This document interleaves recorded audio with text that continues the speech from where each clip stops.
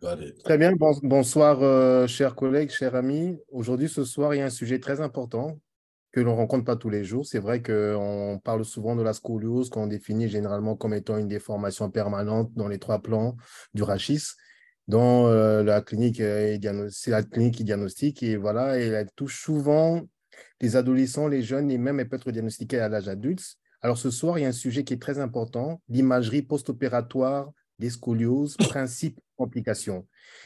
Ce sujet sera présenté par le professeur Dr Pierre Schmidt, qui est professeur de radiologie à Dalhousie University au Canada.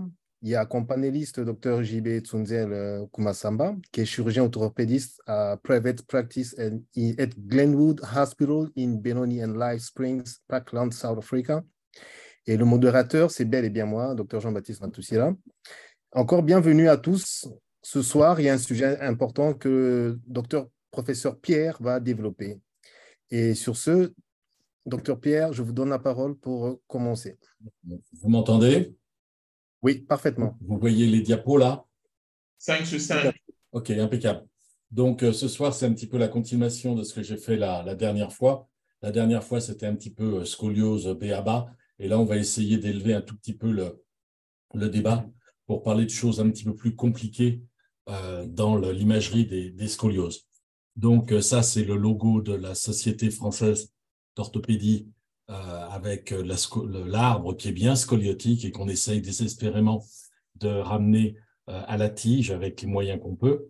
Et le monsieur là au milieu, c'est Clément Forêt, c'est lui qui m'a donné le goût de m'intéresser à la radiologie ostéo-articulaire infantile. Et ce sujet-là des scolioses, c'est quelque chose qui m'avait demandé de traiter il y a déjà très, très, très longtemps. Donc, les objectifs vont être, il y a plusieurs objectifs. On va vous présenter des concepts de scoliose idiopathique de l'adolescent et les concepts de scoliose à début précoce. Et quand on dit ça, à début précoce, on ne présuppose pas quelle est l'origine de la scoliose, malformative, neurologique, quelle que soit la raison de la scoliose. C'est simplement une scoliose à début précoce. Cette classification permet de mieux comprendre quels implants rachidiens on va être amené à implanter dans ces deux cas de figure. Et pour présenter les implants rachidiens, j'ai essayé de les présenter d'une façon relativement chronologique pour comprendre comment on passe de l'un à l'autre, le suivant cherchant à pallier un défaut du précédent, etc. Et bien évidemment, puisqu'on parle des complications, vous aurez aussi beaucoup d'images qui vont vous présenter des complications de ces implants et de ces chirurgies sur le rachis. Donc, la définition entre scoliose idiopathique de l'adolescent et scoliose à début précoce, elle est basée, elle guide les principes thérapeutiques, elle guide les principes thérapeutiques. La scoliose idiopathique de l'adolescent est une scoliose sans étiologie, idiopathique, ça c'est facile à comprendre, qui commence après l'âge de 10 ans. C'est un adolescent, scoliose idiopathique de l'adolescent. Et les scolioses à début précoce ne font pas référence à l'étiologie de la scoliose, elles font simplement référence à l'âge auquel la scoliose est diagnostiquée, se révèle, et c'est un âge qui est inférieur à 10 ans. Parce que les principes de chirurgie pour les scolioses à début précoce sont totalement différents des principes qui guident la chirurgie des scolioses idiopathiques de l'adolescent. Les principes chirurgicaux de l'une ne s'appliquent pas à l'autre. Donc, ces principes, pour la scoliose idiopathique de l'adolescent, il va peut-être y avoir un corset ou pas. Il va y avoir, à un certain moment, une arthrodèse postérieure qui va viser à bloquer la croissance du tronc et du rachis. Et dans l'immense majorité des cas, il y a une instrumentation et la chirurgie a lieu près ou autour de l'âge de maturation squelettique.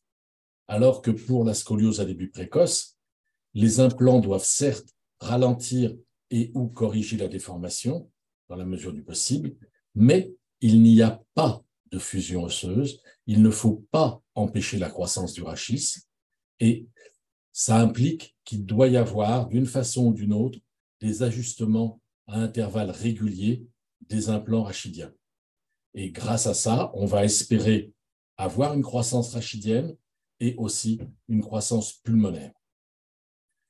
quand l'enfant aura atteint un âge raisonnable, à ce moment-là, très souvent, on va réaliser une fusion rachidienne comme dans la scoliose de l'adolescent.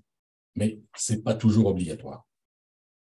Donc, pour les scolioses idiopathiques de l'adolescent, les implants, c'est des implants qui sont utilisés avec une fusion vertébrale, avec une arthrodèse vertébrale. Dans l'immense majorité des cas, cette arthrodèse est postérieure. Il y a quelques cas où elle peut être antérieure. Donc, historiquement, le premier des implants qui a été mis en place, c'était la tige de Harrington. On verra ses avantages et ses inconvénients. Puis ensuite, on est passé aux tiges dites de Luque ou Luque-Galveston, qui sont venues dans un deuxième temps.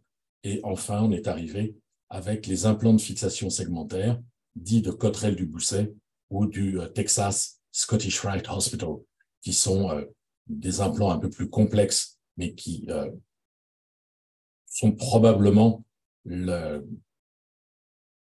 meilleure des choses qu'on puisse mettre implanter pour une scoliose s'il faut faire une chirurgie définitive. Mais on a aussi vu apparaître des chirurgies antérieures avec des implants qui sont mis en place par thoracoscopie, ce qui a quand même certains intérêts, certains avantages quant au suivi post-opératoire et à la relative simplification des techniques opératoires. Quand on a affaire à des scolioses à début précoce, comme dans cette imagerie, les implants peuvent être des implants de distraction, c'est-à-dire des implants qui vont chercher à étirer le côté concave de la courbure. Ça va être des tiges télescopiques, ça peut être ce qu'on appelle des veptères, Vertical Expandable Prosthetic Titanium Ribs, excusez-moi pour l'accent, des veptères, ou ça peut être des tiges qui vont être des tiges hybrides ou des tiges Majek faisant référence au fait que ces tiges sont contrôlées avec des aimants. Mais on peut avoir aussi des implants de compression qui, cette fois-ci, vont être mis sur le côté convexe de la scoliose, et ça pourra être des agrafes vertébrales ou ce que les anglo-saxons appellent des vertebral tether, que moi j'ai traduit du mieux que j'ai pu en disant des freins de croissance qui, eux aussi, tout comme les agrafes, peuvent être implantés par thoracoscopie. Les 4 premiers ne peuvent pas être implantés par thoracoscopie, peuvent être implantés par thoracoscopie. Et puis, à la frontière entre ces procédures qui visent à permettre une certaine croissance, il y a des techniques chirurgicales qui sont utilisées dans les scolioses idiopathiques de l'adolescent et qui vont être des techniques qu'on va... On va faire des implants de compression, agrafes vertébrales et freins de croissance, et on peut avoir un troisième type de chirurgie qui va permettre une croissance guidée, un petit peu comme dans les tiges télescopiques, qu'on va utiliser chez les enfants qui ont des scolioses malformatives, par exemple, ou des scolioses à début précoce. Et il y a un nouvel appareil qui existe, qui s'appelle Apifix, qui, lui, est plutôt réservé aux scolioses idiopathiques, mais qui nécessite une croissance résiduelle et qui, donc, est destiné à guider la croissance. Donc, quand on revoit historiquement, Harrington, vous êtes familier avec cette tige qui était en général du côté concave et avec un crochet en haut ou avec un système un petit peu semblable à un démonte-pneu. En opératoire, le chirurgien gagnait un cran, puis gagnait un autre cran, gagnait un autre cran. C'était assez rustique. Néanmoins, ça a été une méthode qui a été mise en place dans les années 60 et qui a fonctionné relativement bien pendant une bonne vingtaine, une bonne trentaine d'années. C'était régulièrement mis en place chez l'enfant. Il y avait une seule tige avec un crochet aux 2 extrémités. Ces crochets étaient attachés et fixés sur les vertèbres neutres, et c'était des crochets qui étaient fixés sur les lames. Et donc, la tige travaillait en distraction. Elle étirait le côté concave. Ça, c'était au tout début, puis ensuite on s'est aperçu que c'était pas idéal et qu'il fallait adjoindre à l'instrumentation une arthrodèse postérieure. on avivait les facettes articulaires, on mettait des copeaux osseux dans les gouttières paravertébrales et on noyait toute la partie postérieure du rachis dans une arthrodèse assez solide qui était destinée à obtenir une meilleure correction et une meilleure consolidation. Ça a été comme ça pendant 20-30 ans. Il y avait quand même quelques inconvénients, en particulier le fait que l'enfant devait rester dans un plâtre pendant 9 mois après la chirurgie, pour le temps que l'arthrodèse prenne. Et ça sera le point qui fera évoluer vers la technique de Luque. Donc, il y avait un plâtre.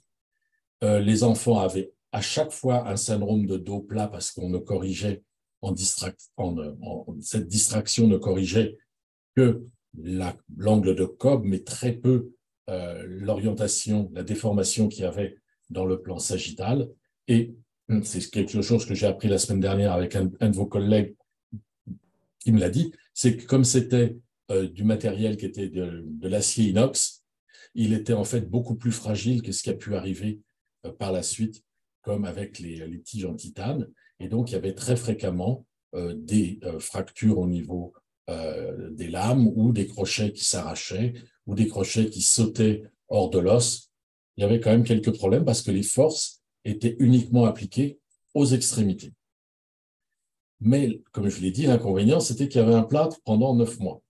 Et donc, ce plâtre, pendant 9 mois, causait des soucis parce que dans les pays chauds, donc le Harrington, c'est pratiquement pas utilisé de nos jours, dans les pays chauds, ça posait des problèmes de peau pour les enfants. Et il y a un monsieur mexicain qui s'est dit, il y a peut-être moyen de faire ça autrement. Et lui, ce qu'il a fait, les gens mal intentionnés ont dit que c'était parce que les tiges de Harrington coûtaient trop cher et qu'il a utilisé du fer à béton et du fil de fer à cage à poule. En fait, c'était pas du tout ça.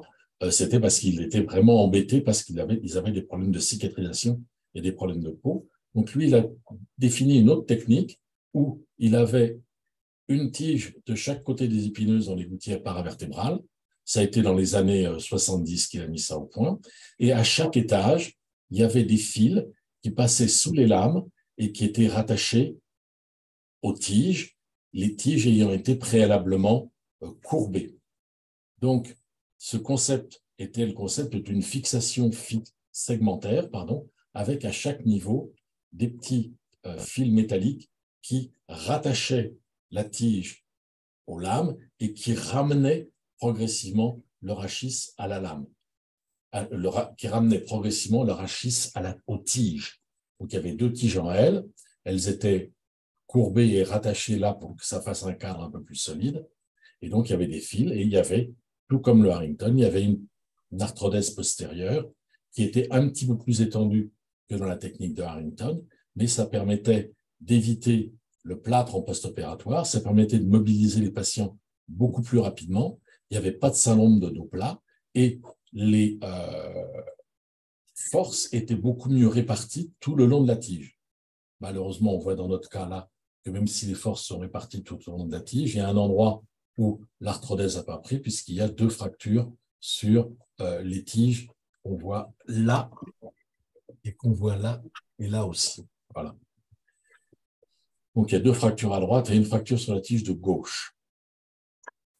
Plus tard, dans les années 80-90, il y a ce qui est apparu qu'on a appelé les implants de fixation et de correction segmentaire. Donc là encore, on a 2 tiges, une de chaque côté. Ces tiges sont solidarisées au rachis par des crochets à certains niveaux et des vis pédiculaires à d'autres niveaux. Et surtout, ces tiges et ces systèmes d'ancrage vertébraux vont permettre une fixation et une correction segmentaire. C'est-à-dire qu'on peut très bien décider qu'à cet endroit-là, les forces qui vont s'exercer sur la tige, ça va être des forces qui vont viser à vont viser à comprimer, alors que de ce côté-là, elles peuvent très bien distracter. Donc, on peut distracter dans le côté concave et comprimer dans le côté convexe. Donc, il y avait 2 systèmes qui ont été inventés à peu près simultanément. Le système dit de Cottrell-Dubousset. Le problème était que s'il y avait nécessité de démonter le matériel, c'était extrêmement difficile. Il fallait très souvent couper la tige. Et un petit peu plus tard, les Américains, toujours aidés par Dubuisset, ont mis en place quelque chose qui était un petit peu différent, mais qui permettait surtout, s'il y avait besoin de démonter le matériel, de ne pas avoir autant de difficultés qu'avec le matériel initial. Donc là, on a quelque chose chez un garçon qui a 16 ans, donc il a des vis pédiculaires, il a deux crochets supérieurs, et très souvent, ils ont des connecteurs entre les tiges pour assurer un montage qui soit vraiment un cadre très, très rigide et très, très solide. Comme les tiges sont moulées, il n'y a pas de dos plat, c'est un gros avantage, et les forces sont là aussi réparties le long du rachis. À certains endroits, elles compriment, à d'autres endroits, elles étirent. Quand les enfants avaient des problèmes neurologiques et qu'ils avaient des soucis pour être assis, sur le matériel de Luque, on a développé une petite variante qui s'appelle le Luque Galveston, qui permettait une meilleure tenue assise des patients, en particulier pour les patients qui avaient des scolioses neuromusculaires. Et on a là deux exemples. Alors ça, c'est le Luque Galveston nouvelle version, on va dire. C'est un garçon qui a une dystrophie de Duchenne. Il a les tiges paravertébrales avec les fils de fixation lamaire. Et à la partie toute inférieure, il a deux vis qui vont dans les ailes iliaques et qui sont connectées par un connecteur adapté aux tiges. Donc, on a un système où il y a des tiges dans les gouttières paraspinales avec une extension de ces tiges par l'intermédiaire de vis là, dans les ailes iliaques. Quand on retrouve un système un petit peu plus ancien, c'était la tige elle-même qui était coudée pour entrer dans l'aile iliaque. Et on imagine très bien que cette tige qui est dans un seul tenant, c'était quelque chose qui était plutôt compliqué à manœuvrer. Si mon tronc fait à peu près 80 cm, vous rajoutez 20 cm quasiment à angle droit, vous imaginez comment c'était un petit peu compliqué d'implanter d'abord dans le rachis, d'implanter d'abord dans le bassin pour faire pivoter ensuite et ensuite faire la même chose avec l'autre côté. Donc, cette adaptation avec des connecteurs pour avoir des vis au niveau du pelvis, c'est quand même un très grand avantage de ce système par rapport à cette ancienne présentation qui était la présentation, qui était le système initialement inventé. Toujours dans les scolioses idiopathiques, on peut, dans certains cas, avoir des chirurgies qui vont avoir lieu par en avant, par voie transpleurale, et on peut réaliser des fusions vertébrales entre les corps vertébraux sur le côté ou complètement par en avant. Apparemment, c'est quelque chose qui est quand même pas très fréquemment pratiqué, parce que les chirurgiens, même s'il y a moins de complications respiratoires et apparemment moins de pertes sanguines, restent plus fidèles à ce qu'ils pratiquent régulièrement, qui est le Cottrell du Bousset. Donc là, vous avez un exemple où l'enfant a des vis, pardon, voilà, bafouille, des vis latérales dans les corps vertébraux qui sont réunies par une tige avec une arthrodèse antérieure. Très souvent, il y avait une arthrodèse postérieure associée. Ça, c'est le tout dernier cri, mais je ne sais pas si ça va se développer autant qu'on pouvait espérer que ça se développe. C'est un implant dynamique pour croissance guidée, donc à la fin de la croissance, mais alors qu'il y a encore un petit peu de croissance résiduelle. Le chirurgien implante avec une fusion relativement limitée en haut et une fusion relativement limitée en bas, une tige articulée avec une charnière là et une charnière là, et entre les deux, une tige qui peut s'allonger. Et pour que la tige s'allonge, avec ce système de cliquet qui l'empêche, une fois qu'elle est allongée un petit peu, elle ne peut pas revenir en arrière, c'est quelque chose qu'on demande de faire par le patient lui-même avec des postures qu'il doit faire plusieurs fois par jour, tous les jours pendant plusieurs semaines, où il va progressivement assouplir les muscles autour de son rachis, et dès qu'il va gagner un petit peu, clic, la tige va être allongée et il ne pourra pas revenir en arrière. Donc, il va progressivement être capable de auto-corriger sa déformation rachidienne. On comprend que c'est quelque chose qui n'est en fait valable que pour des correction relativement limitée et des patients qui sont diagnostiqués alors qu'ils sont proches de la fin de croissance. Et on a eu, vous le verrez plus tard, un enfant qui aura une complication très, très exceptionnelle liée à ce type d'implant. Donc, dans les scolioses à début précoce, on est supposé avoir fini les scolioses idiopathiques de l'adolescent, dans les scolioses à début précoce, les principes de blocage rachidien pour bloquer la croissance rachidienne qui sont utilisés dans les scolioses idiopathiques ne peuvent pas s'appliquer. Car si on bloquait la croissance du rachis, non seulement on aurait des gens qui auraient des grands membres et puis un tout petit tronc, mais surtout, on aurait des enfants qui seraient insuffisants respiratoires parce que en bloquant la croissance du rachis et la croissance du thorax, on empêcherait le développement normal des poumons.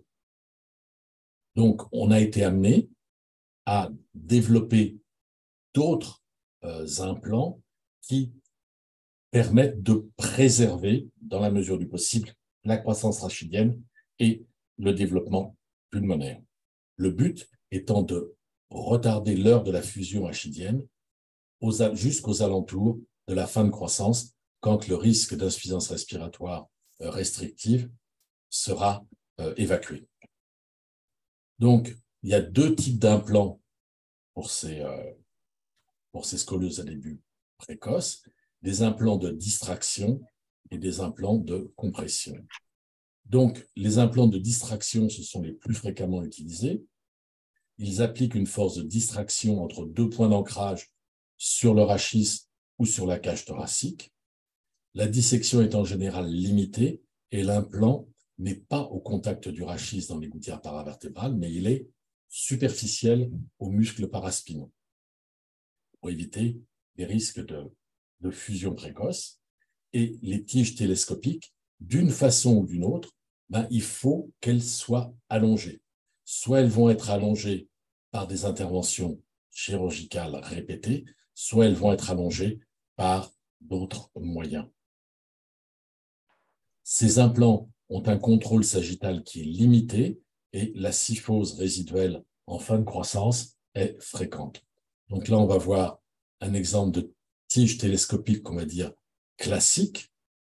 On voit qu'on a une fixation qui est relativement solide avec une dissection et une fusion limitée sur 2 étages et une autre fixation en distale des vis et des crochets. Et entre les deux, on a des tiges avec un pas de vis à l'intérieur et il va falloir régulièrement réopérer l'enfant pour manipuler les vis et faire en sorte que la croissance des tiges suive la croissance du rachis.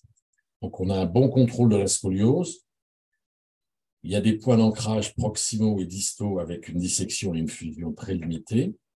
Et les tiges ont des connecteurs qui permettent un allongement. Mais cet allongement sera nécessairement chirurgical et les connecteurs sont en fait très voisins de ceux qu'on voit sur les bateaux ou pour tenir les charges sur les camions sur la route. C'est-à-dire qu'il y a un système qui tourne avec 2 pas de vis et qui vont, au lieu de comprimer comme de tirer comme sur un bateau, ils vont au contraire écarter progressivement. Donc, il y a pas mal de contraintes avec ces choses-là, mais ça permettait d'avoir un contrôle de la déformation et de permettre la croissance rachidienne et thoracique.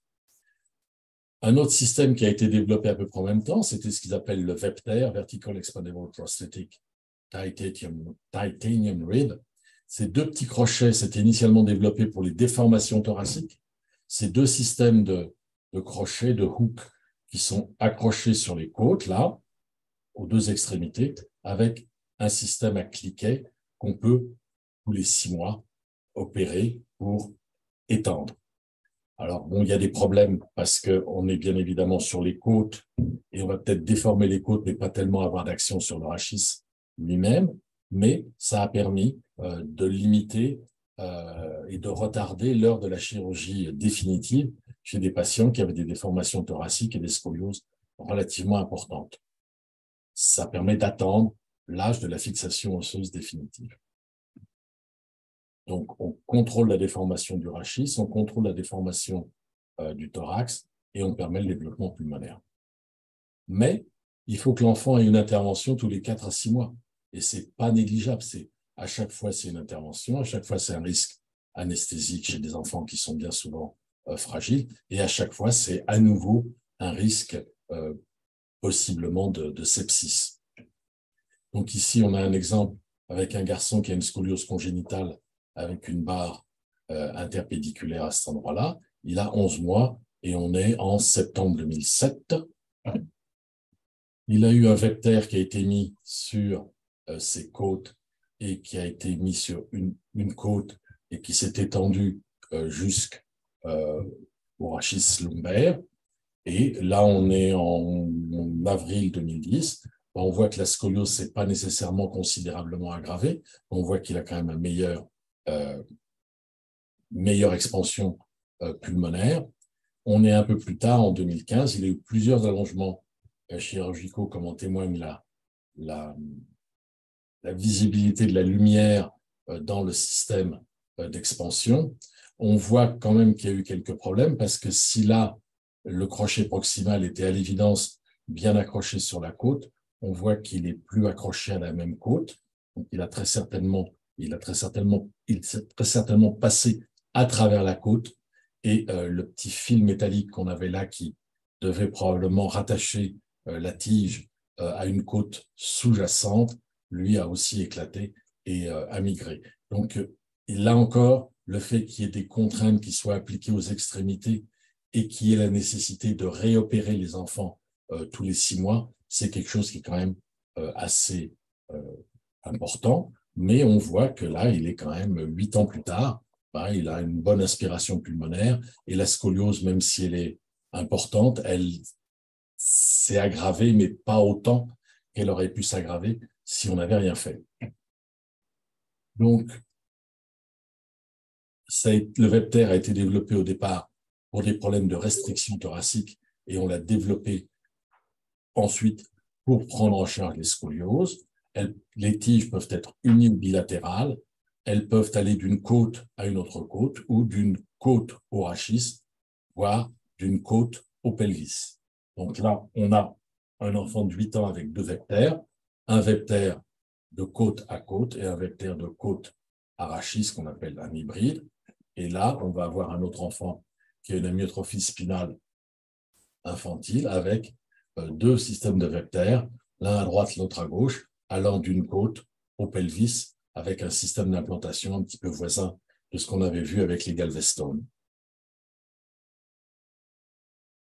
On peut avoir des tiges hybrides qui vont donc aller des côtes au rachis et en général, il n'y a pas la fixation proximale est sur une côte et ça gêne moins la croissance rachidienne.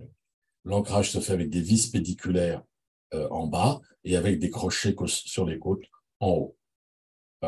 Ça limite encore ça limite au maximum la fixation rachidienne et ça permet donc une meilleure croissance.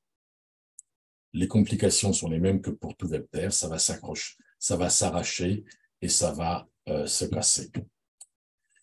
Si ce système-là de tige télescopique à contrôle magnétique, qu'on abrège en donnant le nom de la marque, qui est le système MAGEC, comme c'est marqué là, c'est bien parce que c'est un système qui est un petit peu voisin de ce qu'on voit dans les supermarchés. Quand vous allez dans un supermarché, quand vous achetez des vêtements, en général, la vendeuse est amenée à passer le vêtement et l'espèce de gros cabochon en plastique dans un gros aimant pour pouvoir désolidariser ce témoin que ça appartient au magasin et pour que vous puissiez sortir sans problème. Donc, les tiges sont implantées sur le rachis, à droite à gauche. Elles sont comprimées lors de leur mise en place et tous les 6 mois, le chirurgien va promener sur le dos de l'enfant cette espèce d'appareil qui émet un champ magnétique et qui fait que les aimants qui sont à l'intérieur des tiges vont permettre à la tige il va y avoir un petit cliquet et ça va s'avancer, ça va se libérer un petit peu et la tige va progressivement s'allonger. Donc, c'est récemment approuvé par la FDA, on appelle ça le système MAGEC. Les tiges ont un ancrage proximal et un ancrage distal et elles peuvent être allongées sans intervention chirurgicale grâce à un contrôle magnétique extérieur comme on le voit là. Donc, on va en voir un exemple. Donc là, on voit la fusion proximale avec les crochets et la solidarisation des tiges entre elles. La fiction distale, chez ce patient, il y a une fiction distale sur le rachis lombaire et sur l'espace iliaque. Et vous voyez, là, il y a tout un système avec pratiquement pas d'espace à ce niveau-là. Donc, on est en 2015, septembre 2015. Et là, on est septembre, octobre, novembre, décembre, janvier, février. On est 5-6 mois plus tard. Il y a eu déjà plusieurs séances de MAGEC et on voit qu'il y a quelque chose de radiotransparent qui apparaît aux deux extrémités et ça correspond à l'allongement dans la partie intermédiaire liée aux espèces de baguette magique que le chirurgien promène sur le dos de l'enfant. Et on a une scoliose qui n'a pas beaucoup bougé et une kyphose qui est à peu près restée la même. On a des systèmes à distraction, mais on a aussi des systèmes à compression. Donc là, vous avez des agrafes intervertébrales. Le chirurgien va, par voie thoracoscopique, mettre des agrafes qui vont passer en pont au-dessus des disques intervertébraux et qui vont permettre de bloquer la croissance de ce côté-là en laissant la croissance de l'autre côté faire son travail et idéalement corriger la déformation scoliotique. Donc, on a des agrafes qui chevauchent le disque. Ça corrige la scoliose en bloquant la croissance d'un côté et en laissant la croissance résiduelle. Donc, il faut qu'il y ait la croissance résiduelle de l'autre côté faire son travail. C'est en fait un petit peu similaire à ce que les chirurgiens font quand il y a des inégalités de longueur des membres inférieurs ou des déformations des genoux en génuvarum ou génuvalgum, où ils vont mettre le même type d'agrafe en pont au-dessus des cartilages de croissance pour que la croissance dans la partie qui n'a pas été opérée puisse corriger la déformation angulaire au niveau du genou. Donc, il faut bien évidemment l'utiliser quand il y a encore de la croissance vertébrale. Si c'est utilisé après la croissance, après l'arrêt de croissance, ça ne marche pas. Une autre façon de faire pour comprimer, ça peut être d'avoir des vis au niveau des pédicules, avec dans les têtes de vis un câble qui va être serré dans la tête de vis et qui va brider la croissance de ce côté-là, alors que la croissance de l'autre côté va progressivement corriger la déformation. C'est une gamine de 13 ans. J'aurais jamais cru qu'on pouvait voir le câble qui est en fait juste je dirais un bout de ficelle. Mais bon, on peut dire ça, qui est un câble en polyéthylène qui est passé à travers les têtes de vis, mais avec un petit peu de chance et un peu de travail, on arrive à le voir au scanner. Et donc, c'est des choses c'est des vis et des câbles qui sont placés en thoracoscopique. Et il faut que ça se fasse aux alentours de 9-10 ans. À 9-10 ans, il y a encore de la croissance résiduelle, mais il n'y a pas de risque qu'il y ait une hypercorrection. Et souvent, c'est des choses qui sont, du moins en Amérique du Nord, utilisées off-label.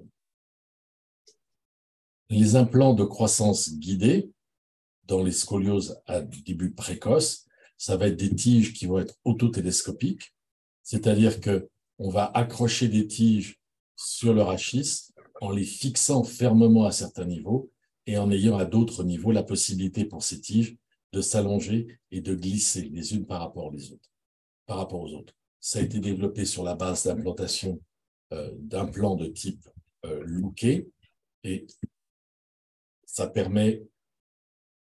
Bon, on laisse tomber. Donc, les plus souvent, c'est ce qu'on appelle le système Sheila, et c'est ce qu'on a là.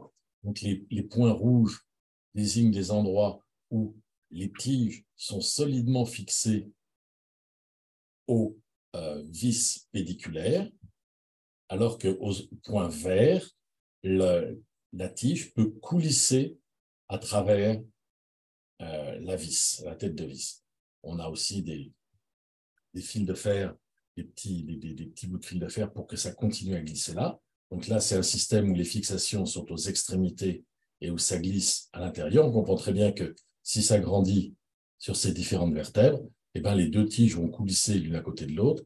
Pareil de l'autre côté, et le rachis va pouvoir grandir alors qu'il y a un maintien de la correction au niveau des vertèbres. On peut avoir un système à l'envers où ça va être les vis centrales qui vont être solidement fixées sur les tiges, alors qu'en distal, les vis vont pouvoir coulisser au gré de la croissance sur les tiges elles-mêmes. On va en voir un exemple. Donc, ce système de type Sheila a été inventé par un monsieur qui s'appelle McWarthy, et ça permet la croissance du rachis en longitudinal tout en maintenant une certaine correction. Donc là, on a un exemple. Donc, dans ce système-là, c'est le deuxième système. Là, c'est fixé très, très, très solidement. Toutes ces têtes de vis sont très fortement fixées sur les tiges, alors que là, ça va coulisser. Donc, on voit qu'il y a des bouts de tiges qui protrudent aux extrémités, mais au fur et à mesure de la croissance du rachis, ces vis vont progresser vers le haut, celles-là vont progresser vers le bas, et on va avoir un maintien de la correction vertébrale, la correction rachidienne, tout en gardant une croissance longitudinale du rachis et un développement pulmonaire. Donc, il y a un autre système qui a été fait avec Luque, qui est plus facile peut-être encore à comprendre. On voit très bien que là, on a en proximal et en distal des tiges qui sont fixées très solidement. Et à certains niveaux, on a des vis qui vont permettre aux deux tiges, la tige médiane et la tige latérale, de coulisser l'une par rapport à l'autre, tout en conservant une bonne correction et une bonne orientation. Le risque à long terme de ce type-là, qui paraît quand même être le plus prometteur, le risque à long terme de fusion précoce n'a pas encore été complètement évalué. Bon, maintenant, on va passer aux complications. Donc, c'est un petit peu rébarbatif d'expliquer tout ce qui est fait avant, mais si on ne comprend pas comment c'est fait, pourquoi c'est fait, on a peut-être un petit peu plus de mal à voir quelles sont les complications auxquelles on peut s'attendre. Donc, il va y avoir des complications qui vont être immédiates, c'est les plus graves, c'est les complications neurologiques, elles sont en rapport avec le geste chirurgical lui-même. Il y a une mauvaise positionnement des fils lamaires ou des vis pédiculaires, une souffrance médulaire en rapport avec la correction de la courbure. On a parlé la semaine dernière d'un effet bio et de problèmes au niveau de l'artère d'Adam-Kiewicz, l'artère spinale antérieure. Et on a la possibilité de diminuer ces complications en ayant une traction progressive préopératoire et en ayant, par les films en traction et en bending, une bonne connaissance de la souplesse et de ce que l'on peut espérer réduire dans la déformation rachidienne. Il faut aussi savoir que, comme on l'a dit la semaine dernière, le test de réveil péropératoire a été largement abandonné au profit des potentiels évoqués somesthésiques, mais c'est toujours quelque chose qui est possible et qui est craint par les chirurgiens. Les complications que la radio va être le plus souvent amenée à détecter, ça va être des complications qui vont être liées aux implants. Il faut savoir qu'il n'y a pas de recommandation claire quant à la fréquence de la surveillance radiologique après chirurgie. On a pu suggérer, en cas d'arthrodèse rachidienne, un contrôle post-opératoire immédiat dans les premières 48 heures, puis à 6 semaines, 3 mois, 6 mois, 1 an, puis tous les ans pendant 5 ans. Ça, c'est pour vérifier s'il n'y a pas un matériel qui se casse ou une arthrodèse qui se débricole. Et en général, c'est assez simple à voir sur les radios. En cas de tige télescopique, comme les enfants, d'une façon ou d'une autre, vont avoir quelque chose tous les 6 mois, que ce soit une vraie intervention chirurgicale pour agir mécaniquement sur les tiges ou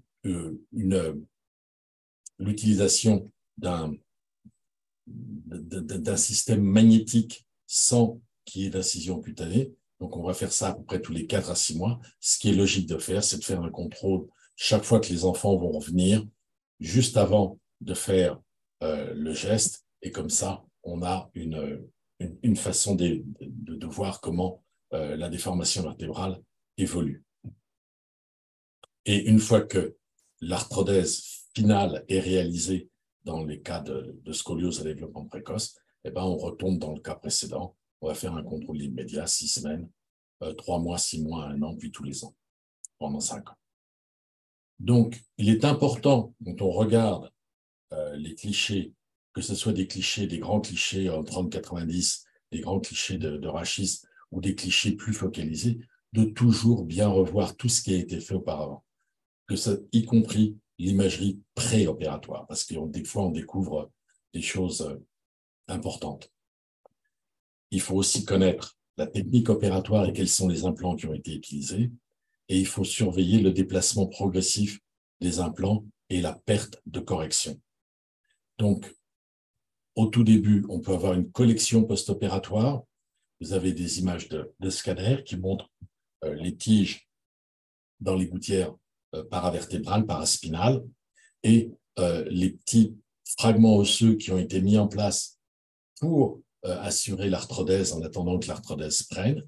L'arthrodèse n'a pas encore pris, c'est juste quelques jours, 2 jours après l'intervention, et il y a une collection faite de liquide céphalorachidien, de sang, qui a écarté tous les petits fragments osseux. Le chirurgien, il va falloir qu'il aille nettoyer ça et qu'il vérifie son hémostase et qu'il remette tous ces petits fragments osseux en position satisfaisante pour qu'une arthrodèse solide puisse avoir lieu. Au niveau du rachis, au niveau du pelvis, bon sang, au niveau du pelvis, c'est quelque chose qui est aussi assez fréquent. On va avoir une vis d'implantation pelvienne qui va être dans la fesse ou en intrapelvien. Ça arrive quand on fait des montages type le Kegel-Weston.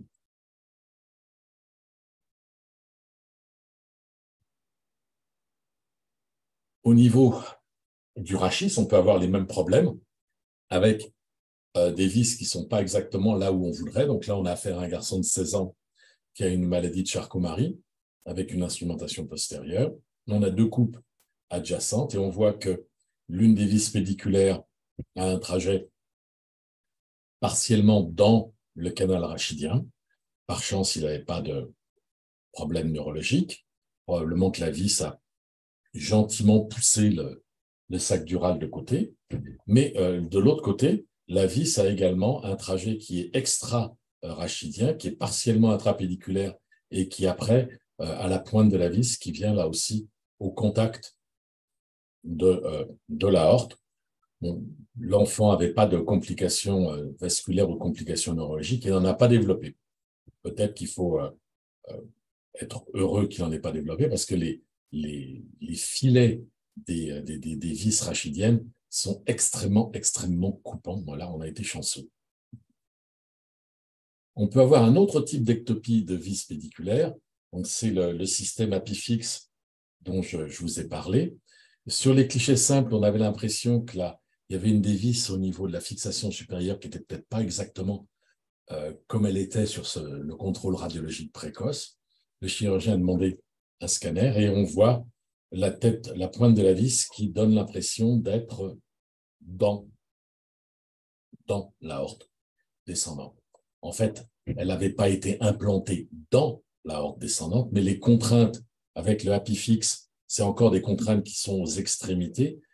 Donc, les contraintes avaient fait que l'une des vis pédiculaires avait progressivement migré et maintenant était, en tout cas, se projetait comme si elle était dans l'aorte. Donc, l'enfant était bien vasculairement et neurologiquement. Ça a quand même amené à un certain branle-bas de combat. Et donc, il a fallu retirer la vis avec un ballon intra-aortique qui était mis au cas où il y aurait eu besoin d'avoir une hémostase extemporanée avec un chirurgien vasculaire qui était aussi à portée de la main au cas où il aurait fallu faire un geste d'hémostase directement sur l'aorte thoracique descendante. Le chirurgien, sous contrôloscopique, a retiré la vis. Il n'y a pas eu de saignement. Il a refait l'ancrage au niveau supérieur. Et quelques jours après, on a pu faire un contrôle radiologique qui montre qu'il y avait quand même sur le scanner une toute petite dissection intimale qui n'a pas fait parler d'elle plus que ça. Ça avait quand même mis pas mal d'animation dans le département. De façon plus banale, je vais dire, mais tout aussi désagréable, on peut avoir un décrochage des crochets lamaires parce que le patient a une syphose qui va en s'aggravant et qui progressivement désengage les lames des crochets supérieurs. Ici, chez une fille de 16 ans avec trisomie 21, les crochets se sont complètement défaits. Et là, on a un enfant qui a eu un matériel de Vepter. Donc, on voit les radios qui sont faites immédiatement en post-op, avec le Vepter qui est bien accroché sur les cols et la partie moyenne des côtes. Et quelques 6 mois plus tard, on voit que le crochet est complètement désengagé et a migré vers le haut, tout comme de l'autre côté, le crochet a migré bien au-dessus de la première côte. C'est pas une fracture aiguë comme on pourrait le penser. C'est un petit peu comme quand on a un bloc de glace, un fil métallique où il y a à droite et à gauche un poids qui est accroché. Le fil métallique va progressivement couper le bloc de glace avec la glace qui se reforme derrière. Donc, c'est en fait des micro-fractures qui s'accompagnent d'un cal qui se fait derrière le crochet, et le crochet progresse progressivement à travers la côte, on va dire. C'est une espèce de fracture progressive chronique. Des fractures de tige sont aussi possibles. Donc là, c'est logique. La fracture a eu lieu juste au-dessus de la partie qui est extrêmement solidement fixée. Là, c'est une fracture sur une vis d'implantation pelvienne. Quand on voit une fracture du matériel, on peut être certain qu'il y a une pseudarthrose en regard. Donc là, on est certain qu'à ce niveau-là, l'arthrodèse postérieure, elle a aussi souffert et on ne sait pas très bien lequel entraîne l'autre, mais si vous avez ça, vous êtes sûr qu'il y a une pseudarthrose en regard. Donc, on a un autre patient de 10 ans qui a une scoliose à début précoce, et là, on a sur les reconstructions sagittales une arthrodèse postérieure, on a un pédicule, une lame, et on a une belle arthrodèse entre les différentes vertèbres, alors qu'en haut, quand on regarde, on voit que là, à travers les différentes coupes, on a une solution de continuité qui témoigne d'une pseudarthrose qui était associée à un problème au niveau des implants également. Ça existe. Il y a d'autres types de problèmes. Cette malade-là avait deux choses. Elle avait une fracture de ses tiges, comme on la voit là, et donc une pseudarthrose. Comme elle avait les tiges qui étaient fracturées et qu'elle avait une pseudarthrose de son arthrodèse postérieure, eh ben, il y avait un endroit où le rachis pouvait se mobiliser, et donc il s'est mobilisé et il a entraîné une dégénérescence discale et des signes d'arthropathie intervertébrale antérieure chez une enfant une jeune adulte qui l'ont fait souffrir. Ça a posé des problèmes. Il a fallu reprendre et refixer ces niveaux-là. La scoliose était bien corrigée, mais il y avait des complications liées au matériel et liées à la pseudarthrose.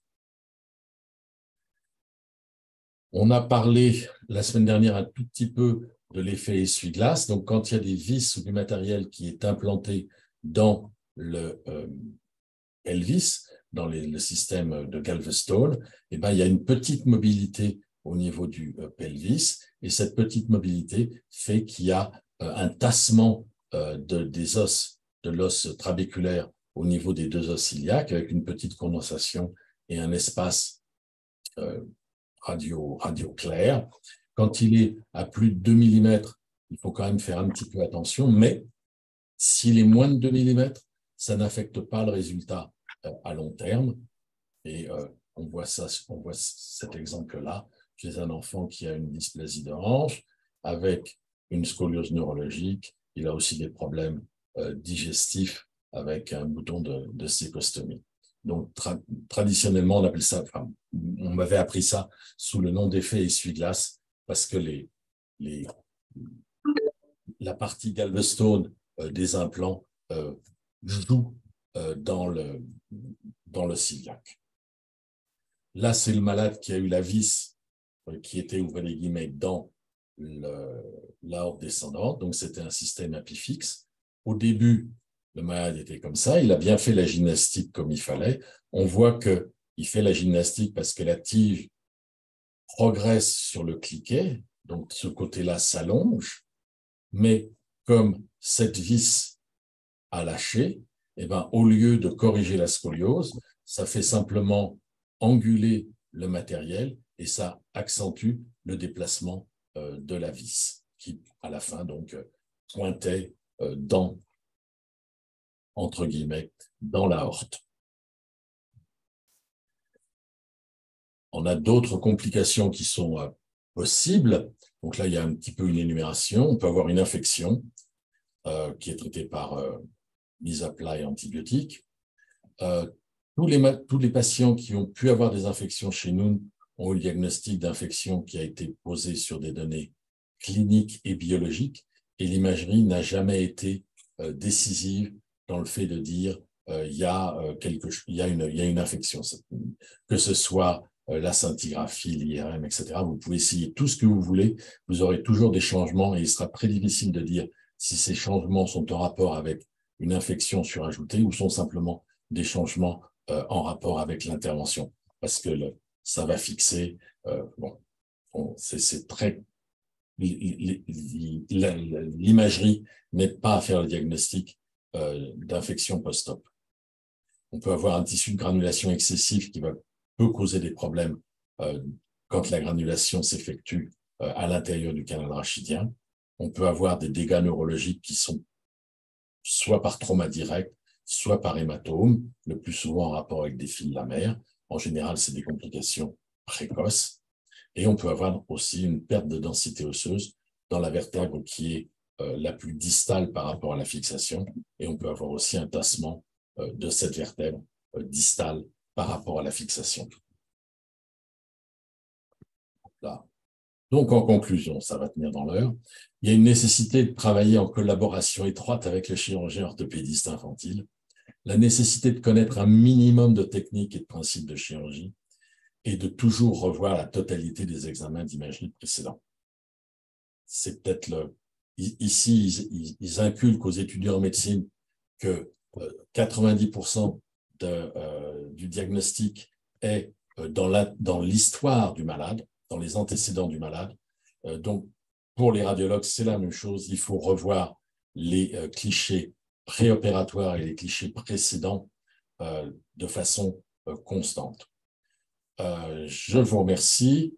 Si vous voulez avoir la même chose en texte, vous pouvez retrouver ça dans Pédiatrique Radiologie de janvier 2018 avec le même titre et avec la fellow, le chirurgien orthopédiste et moi-même. Est-ce que vous avez des questions? Une heure. Très bien.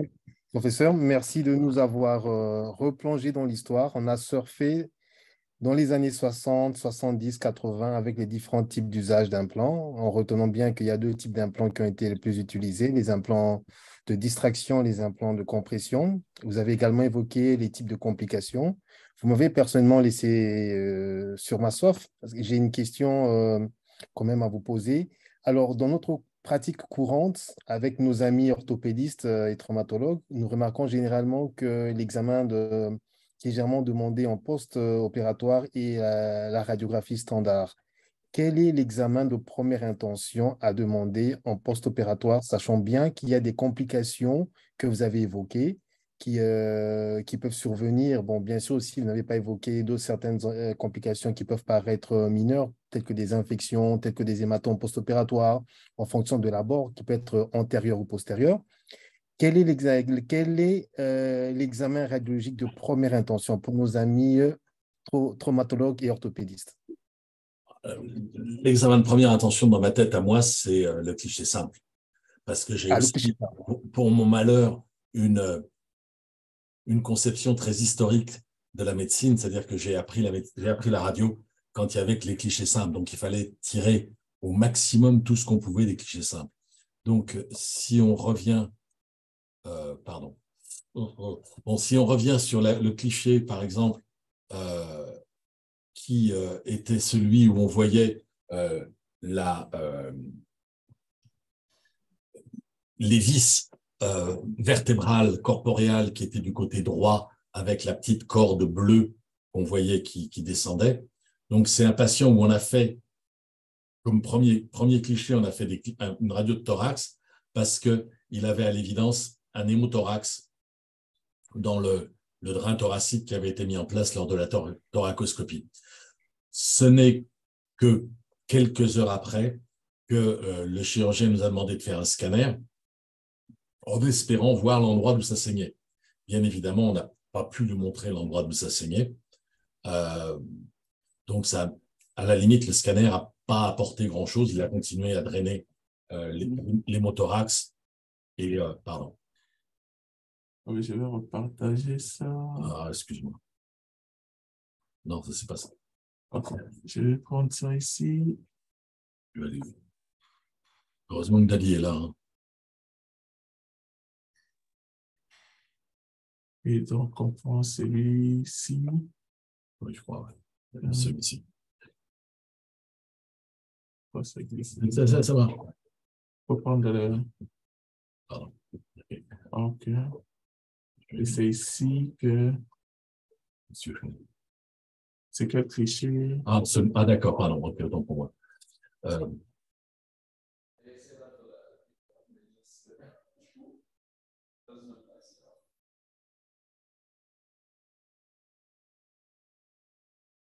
Tu peux naviguer à partir d'ici? Non, ça va pas prendre. D'accord, j'ai bon. Merde. Ok. J'ai bon, j'ai trouvé. OK, donc là, pardon, excusez-moi, oui, là, ça va pas être facile, mais on a essayé de faire quelque chose d'intelligent, mais j'y suis pas arrivé. Donc, sur cette image,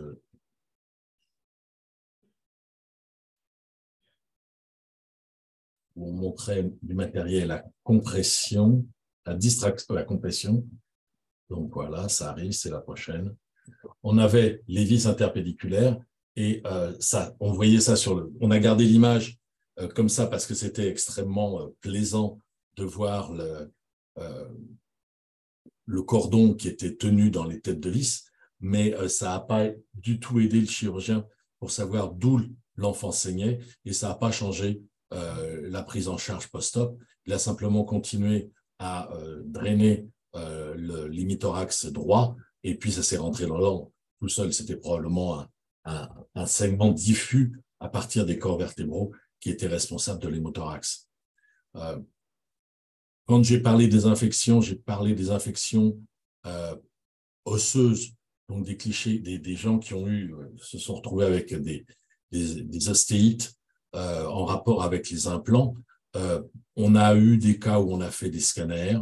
Les résultats étaient très décevants parce qu'il y avait beaucoup d'artefacts métalliques au contact des vis et des tiges, et c'est là que se trouve l'infection, et donc on n'arrivait pas à l'affirmer. On a fait des IRM qui étaient aussi artefactés, même si les tiges sont en titane et sont supposées ne pas être magnétiques, il y a quand même des artefacts métalliques qui sont au contact là où l'infection est, s'il y en a une. Et quand on a fait des examens par médecine nucléaire, c'est des endroits où le simple fait que le chirurgien ait implanté génère une activité ostéoblastique qui montre qu'il y a de l'hyperfixation. Donc, on est vraiment un peu coincé au niveau de l'imagerie. On n'a pas fait de scintigraphie avec des leucocytes marqués. Peut-être que ça aurait aider, mais je suis un petit peu déçu par l'imagerie pour l'infection post-opératoire dans ces cas-là.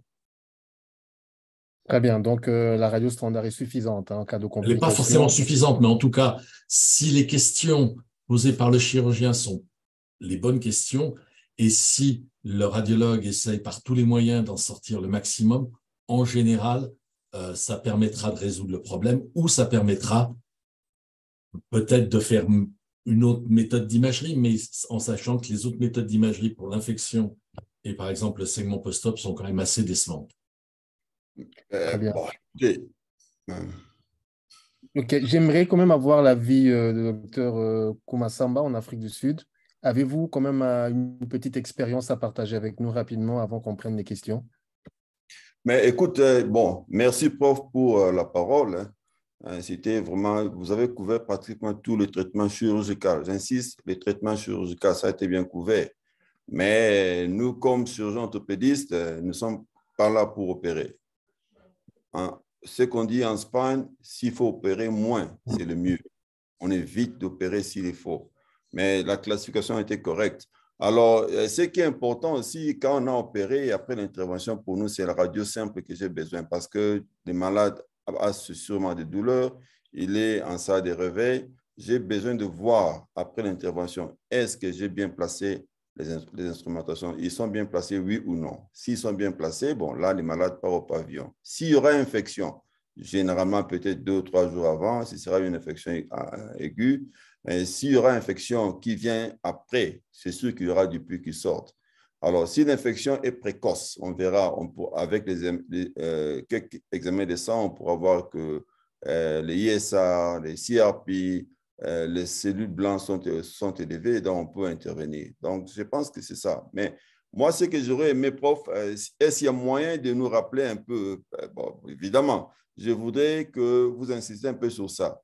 Quand vous dites, vous mettez les implants de distraction ou vous dites que vous mettez les implants de compression, quel est le principe derrière ça? Parce que quand on voit la scoliose, c'est three-dimension, mais dans les three-dimension, il y a un côté qui est convexe, il y a un côté qui est concave. Alors, quand vous mettez les distractions, vous mettez ça où? Et quand vous mettez la compression, vous mettez ça où? Pour que nous tous ici, on puisse comprendre un peu. Alors, les implants de compression, ils sont mis sur le côté convexe pour empêcher la croissance de ce côté-là et faire en sorte que la croissance qui se fait du côté concave redresse le rachis. Comme je disais, c'était un petit peu comme ce qu'on fait quand il y a des... pardon, c'est pas les bonnes. C'est un petit peu ce qu'on fait quand on a des tibiavarum ou des génuvarum ou des génuvalgum, où on va mettre en pont par rapport au cartilage de croissance distal, on va mettre une agrafe et on va faire une épiphysiédèse latérale ou médiane selon ce qu'on veut corriger.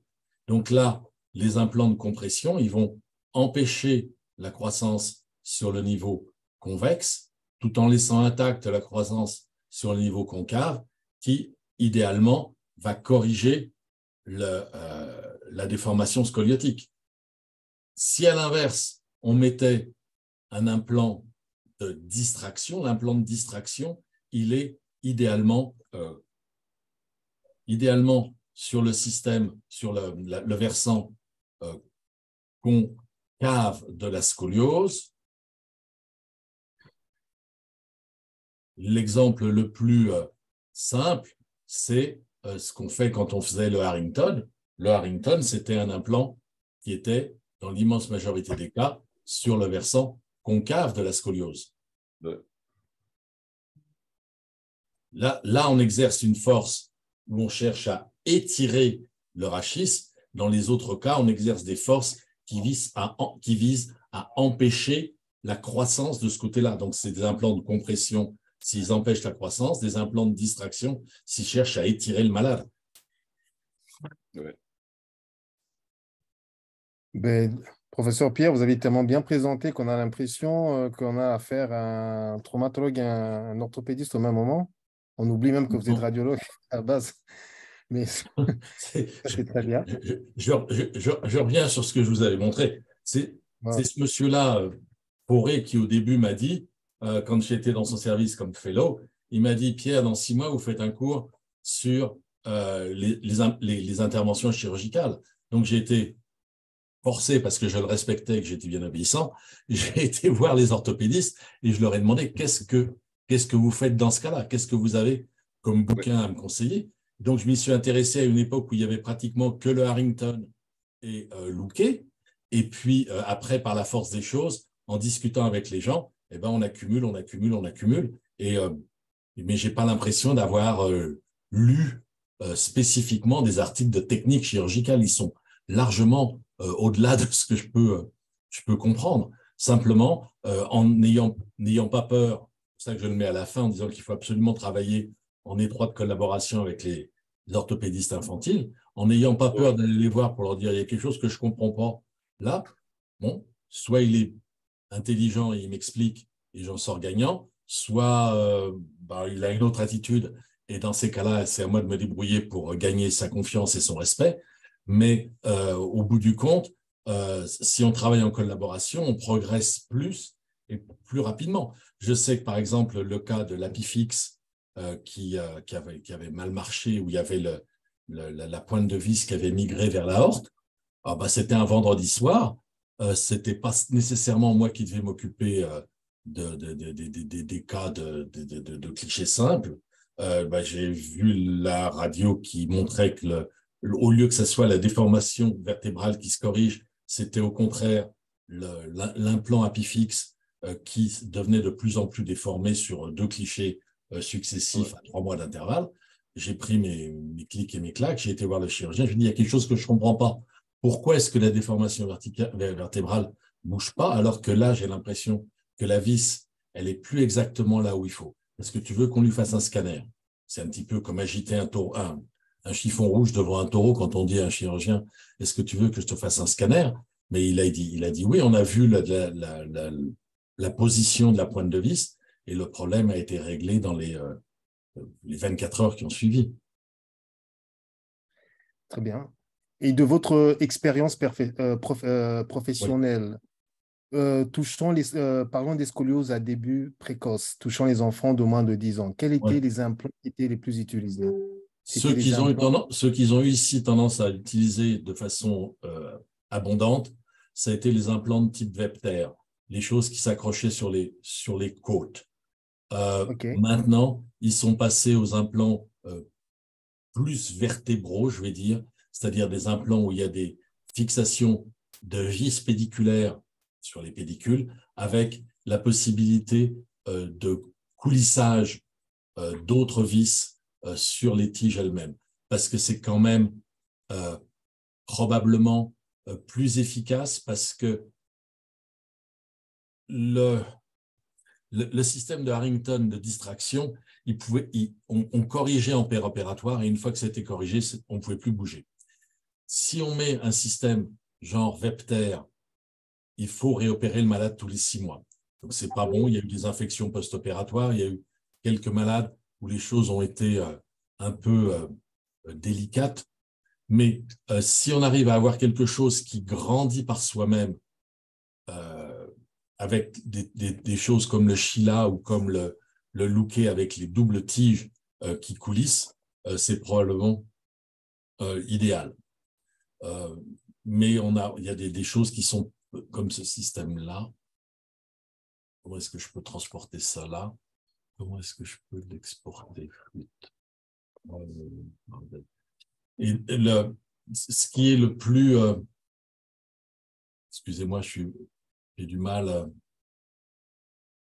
je connais peut-être des choses sur les scolioses, mais j'ai du mal avec PowerPoint. Ce type de système,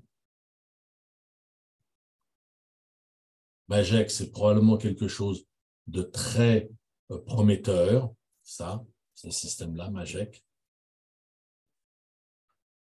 Et ce système-là de croissance guidée par ça, c'est probablement quelque chose qui est aussi très prometteur. Et là, on voit que c'est fait sur un rachis qui est relativement raide, relativement droit. Si on le fait sur un autre type de malade comme ça, on peut espérer qu'il y ait 5 ou 6 centimètres aux extrémités, mais c'est plus compliqué parce que le rachis est déjà beaucoup déformé. Donc, il est très important pour les scolioses de début précoce qu'elles soient prises en charge le plus tôt possible. Donc, Il y a le professeur Mata qui pose une question. Oui, ce n'est pas vraiment une question, c'est beaucoup plus un commentaire. Parce que quand on écoute ces choses, ça paraît être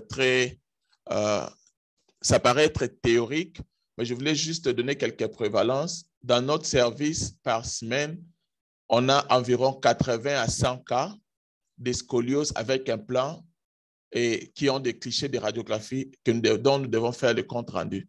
Donc, ce sont les choses que vous devez vraiment maîtriser et les chirurgiens comptent beaucoup sur votre compte rendu et ils ne vont pas tarder à descendre en radiologie pour discuter ce que vous aurez écrit. Donc, ces choses, peut-être que dans nos milieux, on ne le fait pas encore de manière routinière, mais ici, spécialement le vendredi après-midi, Pierre, nous avons à peu près combien de cas?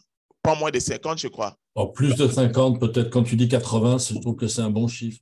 Parce oui, oui. Donc, la semaine, on peut avoir plus de 100 cas de scoliose avec un plat. 5 jours par semaine, on doit bien voir une bonne quinzaine de scolioses nouvelles ou avec un plan par jour. Oui, oui. Donc, c'est vraiment fréquent. C'est les quotidiens de radiologue. Quand vous êtes à la chaise, comment on appelle ça? Les clichés hot simples. seat. Ouais. Ouais. Quand vous faites seat. la radiographie générale, c'est le scoliose le mardi, les après-midi, et beaucoup d'autres jours, les après-midi, c'est beaucoup plus de scoliose. Et votre travail va consister à mesurer les scolioses, est-ce augmenté, est-ce que stable, et commenter sur les implants que le malade a. Est-ce que la première phase, c'est d'abord décrire l'implant qui est là, c'est quel type, est-ce que c'est en position normale, est-ce qu'il y a des complications. Et puis, vous allez décrire les autres choses. Donc, c'est vraiment quelque chose de courant. Et ceux qui auront la chance d'aller faire des stages à l'Occident, si vous allez dans un service de pédiatrie, c'est ce qui vous attend lors de la première rotation. C'était juste les commentaires.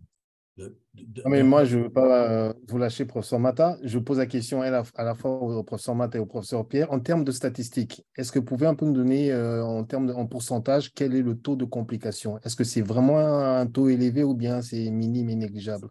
Je n'ai pas fait un travail statistique, je n'ai pas cherché à faire un travail statistique.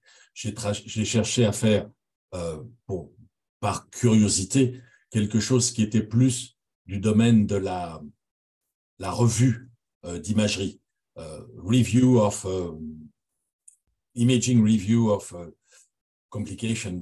Ça veut dire que j'ai colligé tout, mais je ne me suis pas préoccupé de la fréquence relative de telle scoliose, de telle complication sur tel type d'implant, dans tel type d'indication. Ça, je ne l'ai pas fait. Je pense que c'est un travail sur 10 ans avec 10 radiologues qui vont faire ça de façon exhaustive, avec l'espoir que le chirurgien qui est en face sera toujours le même chirurgien.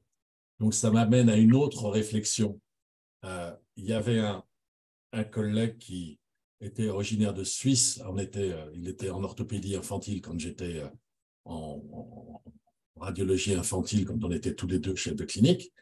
Et lui avait fait un travail dans son service une fois qu'il était retourné et qu'il était le responsable du département d'orthopédie infantile. Il a fait un travail pour voir la stabilité de la correction dans les scolioses.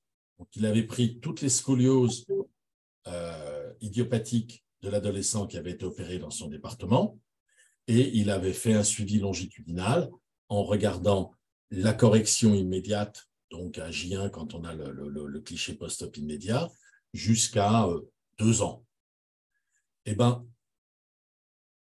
la stabilité de la correction était directement proportionnelle à l'expérience de l'opérateur. En l'occurrence, c'était lui. Et la deuxième personne qui était la plus efficace dans la stabilité de la correction, c'était quand la chirurgie était faite par un résident. Pourquoi par un résident? Parce que quand le résident opérait, il opérait sous la tutelle très étroite du copain. Et donc, Si le résident, par malheur, faisait quelque chose qui n'était pas impec, lui le corrigeait et donc ça ramenait le résultat du résident tout contre celui du patron. Et après, c'était directement lié au nombre de scolioses que la personne opérait. Moins le chirurgien opérait de scoliose, plus les chances que la correction ne soit pas optimale avec le temps augmentaient. Donc c'est comme n'importe quoi. Plus vous ferez de tenons et de mortaises, plus vous serez bon à faire des tenons et des mortaises. Et la chirurgie orthopédique en particulier, il faut que je fasse attention, il n'y a personne dans la pièce avec moi, mais c'est quand même une chirurgie qui est extrêmement artistique. C'est vraiment, il faut que les vis soient mises droit comme il faut que les angles soient... Il y a des côtés, et je ne dis pas ça pour faire de la peine à qui que ce soit dans l'assistante, mais je trouve qu'il y a un côté ébéniste dans la chirurgie orthopédique. Il faut vraiment avoir le souci des détails pour que toutes les choses soient bien alignées comme il faut. Et ce n'est pas quelque chose qui est inné. Donc, ça s'apprend. Plus on en fait, plus on devient meilleur à ça. Oui, oui. Je vais renchérir sur ce que Pierre a dit. En fait, les complications, comme Dr Koumassamba peut nous les confirmer, en termes de chirurgie, comme Pierre l'a dit aussi, plus on en fait, plus on devient expert, moins il y a des complications. Je pense que si on considère le statistique de notre centre, ça sera un peu biaisé parce que nous sommes un centre tertiaire. Donc, quand vous considérez les 4 provinces atlantiques du Canada, nous sommes le seul et l'unique centre de référence et tous les cas arrivent ici. Et même parmi les orthopédistes, je pense que c'est 2 sur 5 qui font la chirurgie de scoliose. Ce qui fait qu'on a vraiment moins de cas. Et ceci, c'est pour renchérir avec les autres domaines de radiologie. Et voilà pourquoi nous conseillons que nous ayons des spécialistes dans le sous-domaine. Pierre était avec nous. Il est allé en retraite il y a 2 ans environ. Même jusqu'à ce qu'il quitte, je ne sais pas combien de fois je suis parti le voir quand j'avais un cas d'ostéo-articulaire. J'ai un training en radiologie pédiatrique, mais tout ce qui est ostéo-articulaire, c'est lui les points focaux. Quand les chirurgiens ne sont pas contents d'un compte rendu, ils peuvent le voir officiellement ou bien unofficiellement pour discuter des comptes rendus et c'était à lui d'approcher l'autre radiologue. Donc, nous devons aller dans des sous-spécialités si nous voulons être meilleurs. Si on lit tout, on fait tout, on sera superficiel, peu importe ton coefficient intellectuel. Merci. C'est sûr que quand on voit ce type de scoliose, il faut avoir une expérience très importante pour se dire qu'on peut faire quelque chose qui va améliorer l'enfant. Parce que la tentation, c'est de dire, il a 8 ans, il a une amyotrophie spinale infantile, il va mourir. Et puis, on ne va pas pouvoir faire grand-chose pour lui. Donc, il faut apprendre avec des cas simples, et puis après, on peut aller sur des cas plus compliqués. Là, je veux dire, faire ce genre de choses-là avec des agrafes, ça nécessite déjà de bien maîtriser le Cottrell du Bousset. Donc, le Cottrell du Bousset, le Cottrell du Bousset et le Louquet maintenant, c'est le cheval de bataille. Pratiquement tous les orthopédistes ici, même ceux qui ne font pas que de la scoliose, sont capables de faire un Cottrell du Bousset honnête. Il y en a, ce n'est pas tous qui peuvent se lancer sur une scoliose comme ça, complètement tordue dans tous les sens possibles du terme, chez un enfant qui est extrêmement jeune, avec la compétence pour pouvoir dire aux parents, on va pouvoir faire quelque chose qui va aider votre enfant. Parce que la chirurgie orthopédique, c'est rarement une chirurgie, si ça peut être une chirurgie vitale, mais la chirurgie de la scoliose, ce n'est pas vu comme une chirurgie vitale. C'est quelque chose où on peut vivre en étant tordu. Mais... Oui, docteur, comment ça va? En fait, la chirurgie de scoliose, c'est l'indication chirurgicale, c'est plus ou moins cosmétique. À moins que s'ils ont des problèmes respiratoires ou bien dans des cas de scoliose congénitale, là, ils ne peuvent pas respirer, ils peuvent avoir des douleurs, là, ça devient traitement. Mais pour les complications, ce qu'on a vu, que le prof Schmidt a montré, quand on met ces télescopiques, Rhodes, quand on fait ça avec les two-dimension ou three-dimension, MRI pour les placer, d'après ce que j'ai vu, je ne sais pas, prof, si ça c'est votre avis, à Duke Children's Hospital, à Carolina, ils disent que les complications, ça évolue vers 29% à 50% quand on fait les Rhodes pour la correction des scolioses chez les enfants. Donc, c'est 29 à 50%. Donc, parce qu'eux, ils disent que oui, même si c'est approuvé par les FDA, c'est-à-dire qu'ils peuvent le faire aux États-Unis, mais les complications sont très élevées. Donc, ça veut dire que celui qui fait une scoliose par an, il ne peut pas le faire. Mais celui qui fait peut-être 20 scolioses par mois, là, comme vous, dans votre unité, vous pourrez continuer à le faire. Donc, je pense que pour les collègues qui sont radiologues en train de voir, ce qui est important, c'est plutôt de voir comment interpréter et donner un rapport qui est correct, un rapport qui est adéquat pour que les chirurgiens, quand ils voient, ou même pas tellement les chirurgiens, les assistants, quand ils voient, ils peuvent prendre la radio et pouvoir interpréter pour soigner les malades. Donc, je pense que c'est ce qui est important. La chose dont il faut bien être conscient aussi, c'est que ici à Halifax, on a la chance d'avoir un hôpital pédiatrique, on a la chance d'avoir des chirurgiens viscéraux, ORL, neurochirurgiens, orthopédistes qui sont spécialisés dans la pédiatrie. Mais pour ce qui est de la radiologie, on a des radiopédiatres, on est tous des radiopédiatres dans l'unité, dans le département, mais il y a un grand nombre de patients qui vont avoir une chirurgie ici et qui vont être suivis avec une radio qui va avoir lieu dans 6 mois dans leur région. On a la chance, avec le système d'imagerie et d'archivage, d'avoir la possibilité de consulter toutes les radios qui sont faites dans la province. Donc, que ça soit fait à IWK, l'hôpital où je travaillais, ou que ce soit fait à 600 ou 1000 kilomètres, on peut voir ces images. Donc, on peut, quelque part, apporter en deuxième ligne l'expertise. Mais c'est important que le radiologue sur place, à distance, ait aussi des connaissances pour pouvoir dire « Ah, tiens, ils ont fait ça. Bah, il y a quand même quelque chose qui me tracasse. Peut-être qu'il faudrait qu'on demande un autre avis. » C'est quelque chose qui est licite. On a cette chance d'avoir la possibilité donc de donner plusieurs avis, c'est quand même extrêmement important. L'autre chose qui est importante, c'est que, et ça je l'ai vu parce que ça s'est passé dans les 15 dernières années, on a vu l'arrivée de ce qu'on appelle le PACS. Auparavant, les films de scoliose, les grands films 30-90 qu'on a tous connus ou qu'on connaît tous encore, c'était la croix et la bannière. Il fallait allumer un négatoscope, afficher la radio précédente, aller sur un autre négatoscope pour afficher la radio préopératoire et se remettre à mesurer avec les crayons gras et les rapporteurs. C'était abominable. Maintenant, avec les stations de travail, interpréter une scoliose, c'est exactement comme interpréter une radio de thorax.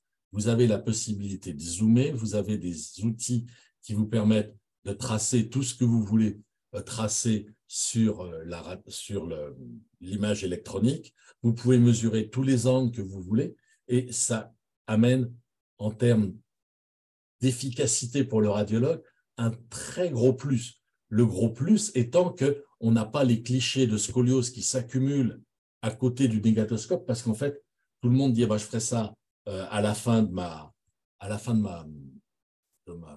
vacation, à la fin de ma rotation, à la fin de mon poste. Et puis, en fait, une fois que la pile est finie, bon, on laisse ça de côté. Oh, bah, je n'en laisse que 2 pour demain, ce n'est pas un gros problème. Et c'est du retard qui s'accumule avec des fois des choses qui peuvent nécessiter d'être vues ou en tout cas d'être connues et d'être prises en charge plus rapidement que 2 ou 3 jours plus tard. Donc, on a eu aussi, avec l'arrivée du PAX, une très grande amélioration du temps, du turnover des clichés de scoliose. Ça rentre dans le domaine normal de l'interprétation et on a des turnovers qui sont de juste 1 ou 2 heures, on va dire 3 heures dans les jours ouvrables, alors qu'avant, on pouvait avoir des turnovers qui étaient de 3 jours. Donc, oui, Très bien, je voulais encore faire un autre commentaire. En suivant ce que Pierre disait, je voulais rappeler à nous radiologues qu'il est tout à fait normal qu'un clinicien ou un malade puisse demander une seconde lecture de son examen. Parce que l'examen radiologique coûte très cher et avec la prise en charge actuelle, avec ce que nous appelons l'evidence-based medicine, la médecine basée sur l'évidence, on a besoin de précisions diagnostiques. Donc, si les radiologues de Mamaemo fait un compte rendu sur un examen, le malade, sa famille, son médecin traitant est libre et on doit prendre ça de manière vraiment sportive, que ce médecin amène ces clichés-là en Ngaliema, qui demande à un médecin d'Ngaliema qui est spécialiste en ce domaine-là, s'il est d'accord avec le premier et le deuxième compte rendu. Et ici, c'est qu'on fait, on amène les comptes rendus qui a été fait à Mamaemo, on amène ça en Ngaliema et au médecin va dire que oui ou non, c'est ce qu'on a dit là-bas est vrai ou faux. Moi-même, j'ai connu cette histoire-là. Quand je suis venu ici, j'avais fait un ECG et à l'époque, j'ai demandé une assurance vie plutôt pour moi-même. Et pour ça, on va aller scruter tout ton dossier médical auprès de ton médecin de famille. Et le médecin qui a lu mon ECG, il a parlé de borderline. Je ne sais pas si c'était une variante de la normale, que lui, il a appelé borderline. Et l'assurance a refusé de m'accorder l'assurance. Et j'ai demandé à un autre expert qui est spécialiste en troubles de rythme à l'hôpital de l'adulte. Je suis d'abord allé faire un autre examen à la cité qui a été appelé normal. Et on a demandé à ce qu'on appellerait cour suprême, c'est-à-dire un médecin qui est spécialiste en troubles de rythme cardiaque. Il a pris les 2 clichés et il a dit que ce qui est l'autre appelé variante de la borderline, c'était normal. Le deuxième cliché était normal. Et la vie générale de lui comme expert, c'est que c'est normal. Et c'est sur son mot qu'on m'a donné cette assurance-là. Donc, bref, si un malade ou un collègue amène le cliché, c'est un autre collègue pour demander son avis, ça n'a rien d'offensif. On doit prendre ça vraiment avec beaucoup de fair play. Ça ne diminue pas le premier. Si le malade veut juste être sûr que ce qu'on lui dit, c'est vrai. Surtout quand il en arrive en termes de cancer. Je me souviens, un de nos, je ne vais pas donner les détails, quelqu'un de notre milieu ici, il était diagnostiqué de cancer de pancréas. Et il était comme avec les signes de gravité, tout ça, on pensait que ce n'était pas opérable. Et on lui a demandé de rester à la maison. C'est seulement par hasard, un autre radiologue de la maison a lu les clichés, il a vu, il a dit non, non, cette image ici ne correspond pas.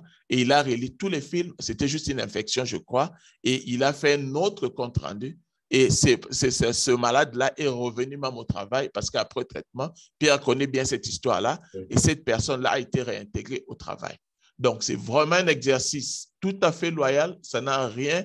Personne ne doit penser que son ego est lésé si son examen a été montré, l'examen de prof lui a été montré de test Sandra ou vice-versa. Ça ne diminue ni le premier et ça ne gonfle pas le deuxième. C'est un exercice normal. Donc, c'est seulement ça mon commentaire.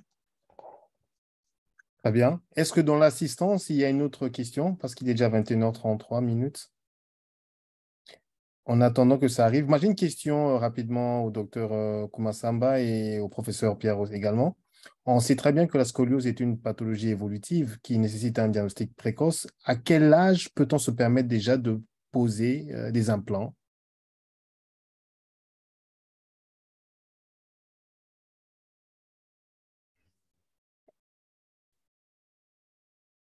je me sens pas bien, Allô? pas bien pour répondre. Vous m'avez entendu? Oui, je vous ai entendu, mais allez-y, docteur. Oui, voilà. Alors, je pose la question à la fois au docteur Kumasuba et au professeur Pierre. On sait bien que la scoliose est une pathologie évolutive qui nécessite un diagnostic précoce. À quel âge peut-on déjà se permettre de pouvoir faire une pose d'implant chez l'enfant? Ça, c'est comme Pierre avait dit. Les problèmes de la scoliose, c'est pas toujours qu'on peut corriger, mais on peut retarder la progression de la déformation, ou alors on peut maintenir. Mais quand l'enfant est adolescent, c'est-à-dire qu'au moment où il n'y a plus de croissance, à ce moment-là, on peut commencer à penser à poser les implants.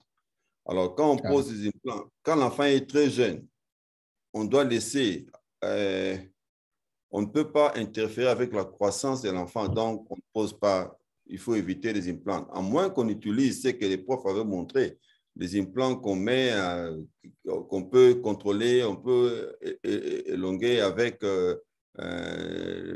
l'appareil de magnetic resonance. Mais si on doit poser des implants chez les enfants qui sont très, très jeunes, alors on compromet la croissance de la colonne et au même niveau, on compromet la croissance pulmonaire et l'enfant risque d'avoir des problèmes pulmonaires plus tard. Donc, je ne pense pas qu'il y a un âge où on peut dire qu'on peut poser des implants. La pose des implants pour nous, quand je vois un enfant qui a scoliose, l'enfant doit être suivi 4 à 9 mois, 4 à 6 mois. On le voit et en attendant qu'on le suit, et puis on voit si la progression est là. On dit que si la courbe progresse de plus de 5 degrés par les 6 mois, à ce moment-là, et que la courbe est sévère, un enfant qui vient avec une courbe de 50 degrés de Kopp's angle, bon, là, on n'a pas beaucoup de choix, on doit faire quelque chose. Mais si la courbe ne progresse pas et que l'enfant est très jeune, il est très loin de l'âge de l'arrêt de croissance, c'est mieux de ne pas poser des implants. C'est vraiment mieux. Mais bon, si on n'a pas le choix et que la courbe est très avancée, bon, là, on n'a pas le choix, on peut les poser. Donc, parce que le problème, c'est quoi? Ce n'est pas poser des implants, mais le problème, c'est voir. Est-ce que quand tu poses des implants, tu vas dire à la famille que quand je pose des implants, je vais corriger la scoliose? Ce n'est pas vrai. On dit aux parents que nous posons les implants pour arrêter la croissance. Nous posons arrêter la croissance de la courbe pour que ce qu'il aura comme déformation soit acceptable pour l'enfant et pour la famille. On ne peut pas dire que non, je vais corriger ça à 100%, ça n'existe presque pas. Je suis tout à fait d'accord avec vous. Donc, le problème principal, c'est le problème de l'évolutivité de la croissance, de la scoliose. Quand je vous ai montré la dernière fois les mesures de scoliose, je vous ai montré une courbe, la courbe de Madame Duval-Beaupère, qui s'applique idéalement aux scolioses de l'adolescent, idiopathique de l'adolescent, avec une poussée de croissance et une rapidité d'évolution de la courbure de la scoliose au moment de la puberté. Donc, le diagnostic de scoliose peut être fait à n'importe quel âge. Je dirais que dès que l'enfant tient debout et est capable de se pencher en avant, on peut voir s'il a une gibbosité et s'il a une déformation vertébrale. Une fois qu'on a vu ça, on a fait le diagnostic de scoliose, mais on n'a pas vraiment déterminé quelle était l'évolutivité de la scoliose. Donc, en général, il va falloir faire une radio, refaire la radio 6 mois plus tard, voir comment ça évolue, voir si l'enfant a moins de 10 ans, s'il y a une cause sous-jacente à la scoliose. Et quand on va discuter avec les parents, il va falloir être, comme l'a dit le docteur Kumasamba, être extrêmement prudent parce qu'il faut, avant de poser une indication chirurgicale en orthopédie infantile, il faut être sûr que le résultat de la chirurgie va être meilleur que ne rien faire. Juste laisser l'enfant grandir, peut-être qu'à la fin de sa croissance, il va avoir une scoliose qui ne va pas être si dramatique que ça, qui va être tolérable esthétiquement, qui va être tolérable socialement. Et dans ces cas-là, ne rien faire, ça peut se discuter. Si on est sûr que le gamin, il a 6 ans et qu'il a très peu de chances de s'en sortir au-delà de 10, 11 ans parce qu'il va avoir un syndrome de restriction de ses volumes respiratoires si important qu'il ne pourra plus faire aucun effort et qui sera, pardonnez-moi de la vulgarité du mot, il va être extrêmement tordu et qui ne va pas pouvoir se déplacer normalement.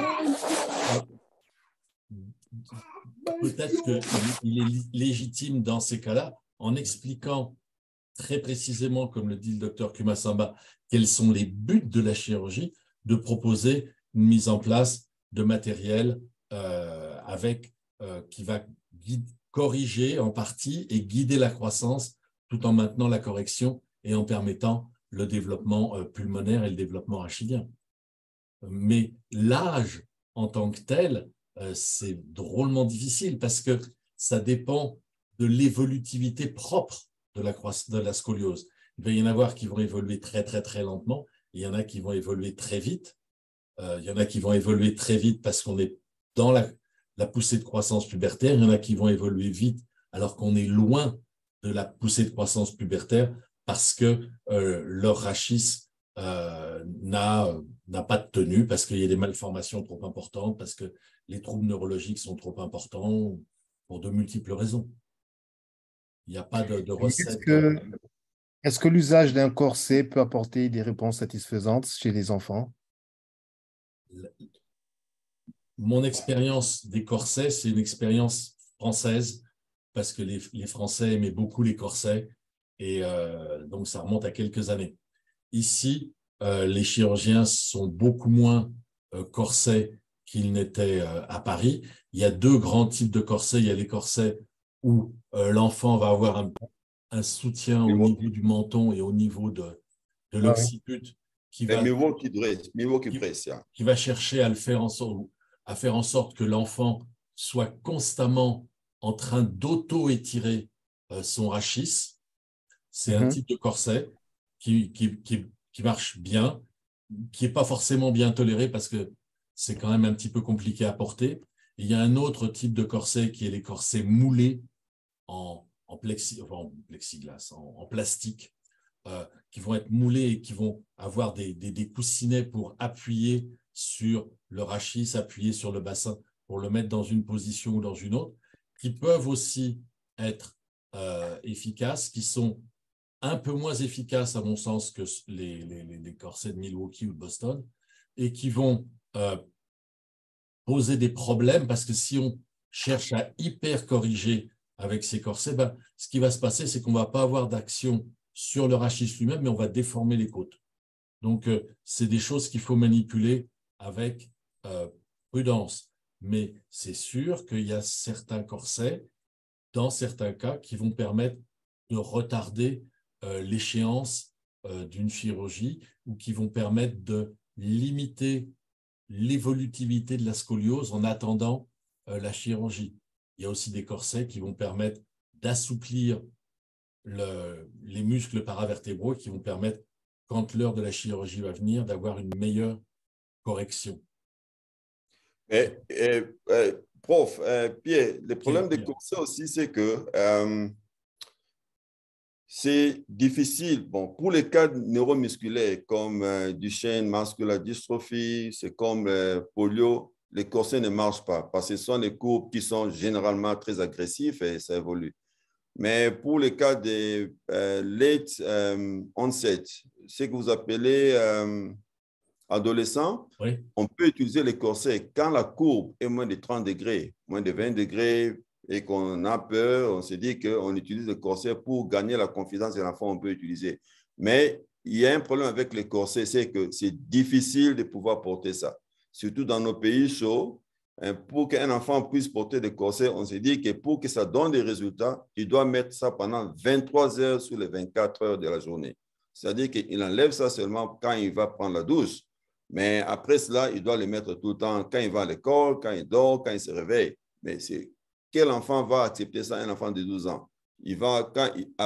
Quand il sort de la maison, il enlève le corset. Ce qui fait que de plus en plus, beaucoup de gens, beaucoup de chirurgiens orthopédistes, je connais des amis qui font la chirurgie de scoliose, ils utilisent presque pas les corsets parce qu'ils savent qu'il y a un problème de compliance. Il y a un problème, les enfants ne vont pas supporter cela. Donc, mais bon, on peut l'utiliser pour les cas des adolescents qui ont des courbes qui sont moins prononcées et on espère qu'avec eux, peut-être, les résultats seront bons. Mais pour les courbes avancées, là, on perd le temps et on perd l'argent.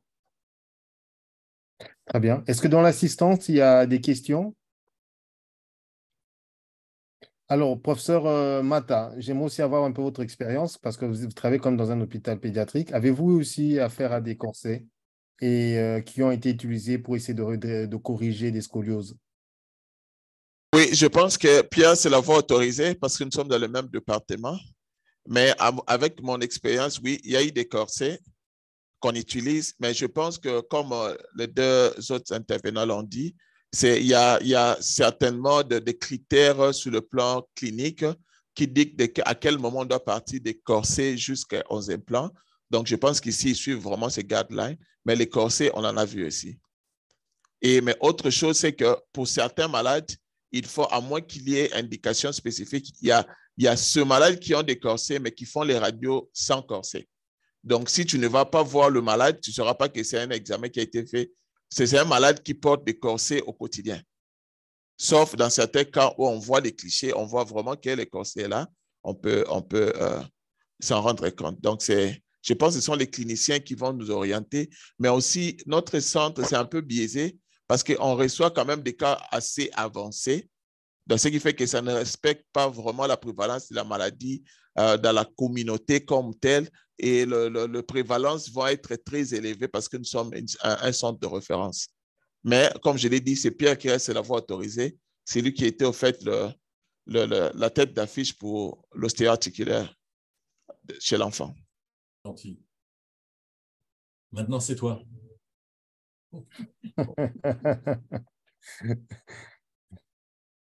Ah ben, très bien. Mais c'est un sujet très intéressant parce que honnêtement, dans notre usage quotidien, nous avons beaucoup affaire à des contrôles post-opératoires venant de la part des chirurgiens, traumatologues et orthopédistes. Et généralement, ils posent l'indication des radios standards, ça c'est vrai. Et c'est ça qui m'avait même tiqué parce que nous, en tant que radiologue, on se dit forcément, il doit y avoir des complications, peut-être un hématome, peut-être voilà, une aorte qui a été lésée ou une vertèbre mal placée, mais on se rend compte que la radio elle-même, elle est suffisante pour pouvoir faire une bonne évaluation. Et ça, c'est quand même parmi les choses qu'on doit retenir. Et lorsque même on fait des réunions multidisciplinaires, c'est vraiment important que nous puissions parler du même langage pour que certains radiologues un peu galonnés se permettent pas quand même d'avoir un discours rabaissant par rapport aux autres parce qu'eux, ils se disent que l'imagerie 3D donne toutes les réponses au niveau des téguments, des os et voilà, plus profond que ça. Mais c'est quand même une très belle expérience que nous avons partagée ce soir. Moi, personnellement, j'ai quand même appris. Et voilà, donc les discussions peuvent se faire sur des radios standards. Et ça, j'aimerais bien aussi que certaines qui sont dans l'assistance partagent leur expérience parce qu'il ne reste plus beaucoup de minutes. On a à peu près 13 minutes. Il faut encore voir l'heure qui nous reste. Et j'allais poser une question au docteur Kumasamba. Est-ce que dans votre expérience personnelle, vous avez déjà eu aussi des complications dues à un alitement prolongé du style thrombose veineuse? Oui, bon, vous dites pour la chirurgie de scoliose ou pour en général? Oui, oui, pour la chirurgie de la scoliose, oui. Bon, je n'ai pas eu ça, mais la complication que j'ai connue, c'est que la malade avait une infection, donc on devait la ramener pour aller réopérer, enlever les implants et puis attendre. On a attendu 3 mois et puis après on a replacé. Mais je sais que je connais les amis qui ont eu des complications thromboemboliques après avoir fait la chirurgie de la scoliose. Ce qui fait que maintenant, au début, ce qui est écrit dans nos littératures, on disait que quand tu fais la chirurgie de scoliose bien du dos, on ne donne pas une prévention. Mais de plus en plus, on a des malades qui font des complications thromboemboliques. Donc, ce qui fait que nous donnons des préventions. Parce que si tu ne donnes pas, si tu ne prévois pas et qu'il y a une complication, là, les malades peuvent porter plainte, on a des problèmes sérieux. Donc, moi, je n'ai pas eu. Mais je dois aussi dire qu'il y a plus ou moins 10 ans, j'ai arrêté la chirurgie de scoliose parce que je me suis dit que je n'en fais pas beaucoup. Alors, j'ai carrément arrêté, je me concentre à faire autre chose. Avez-vous des patients adultes aussi? Professeur André, professeur Pierre, désolé. Avez-vous des patients adultes aussi? Le plus vieux que j'ai dû vous montrer ici, c'était 29 ans. 29 ans. 29 ans, la jeune femme qui avait la pseudarthrose sur les deux tiges de Louquet avec la fracture au niveau de la fracture, avec la pseudarthrose de l'arthrodèse. Je sais qu'en région parisienne, avant que je parte, il y a eu un orthopédiste qui est parti à la retraite et qui a laissé en plan, en fait, tous les patients adultes avec scoliose parce que les chirurgiens d'adultes avaient tendance à dire que s'il y avait un adulte qui avait une scoliose, c'était un problème pédiatrique. Et lui s'était retrouvé avec un service dans lequel le titre de son service, c'était service d'orthopédie, service de chirurgie orthopédique et de scoliose. Et il y avait par an peut-être une trentaine de patients en région parisienne, qui était quand même un assez gros bassin de patients qui lui étaient adressés parce que c'était des personnes qui avaient 40, 50 ans et qui avaient une scoliose et qu'en fait, il y avait personne qui savait vraiment comment s'y prendre et parce que, comme je disais, c'est le docteur Kumasamba qui a utilisé le mot, il a dit la chirurgie de la scoliose, quelque part, c'est une chirurgie cosmétique. Et il faut être certain que le résultat que le chirurgien va obtenir sera meilleur que n'avoir rien fait. Traditionnellement, on disait que les scolioses évoluaient pas après la fin de croissance. En fait, on sait que si la scoliose est très évoluée, elle va quand même évoluer d'1 ou 2 degrés par an. Donc, quand on a un adulte qui va avoir une scoliose à 30 degrés quand il a 20 ans, on peut estimer qu'il peut des fois finir à 50 degrés quand il en aura 50. Et à ce moment-là, il peut être gêné dans sa vie, il peut être gêné dans sa fonction respiratoire. Donc, c'est des patients qui nécessitent d'être pris en charge. Et en fait, en région parisienne, il n'y avait qu'un seul, un seul chirurgien qui s'intéressait vraiment au problème. Et tous ses copains étaient très contents parce que les chirurgiens adultes lui balançaient les malades qui ne voulaient pas s'occuper. Et les chirurgiens infantiles, une fois que la scoliose avait une vingtaine d'années et qu'il n'y avait plus de raison de la surveiller de façon étroite, eh bien, il fallait bien qu'il y ait quelqu'un vers qui elle soit adressée. Et donc, c'était ce monsieur-là, Mazabro, qui se retrouvait avec tous ces problèmes de scoliose d'adultes. Donc, ça existe, c'est pas fréquent et c'est pas très bien connu quand même. Très bien. Docteur Amen Joël, je crois que vous avez une question. Vous avez levé la main là, rapidement.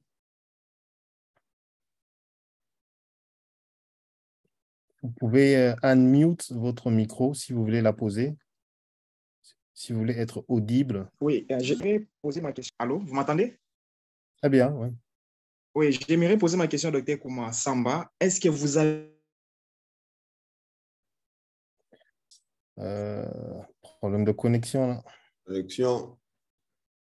Écrivez la question. Mais écrivez la question. Je crois que la connexion a même poussé à sortir, là. On ne voit plus. On n'a rien entendu, docteur Joël. On n'a rien entendu, docteur Joël.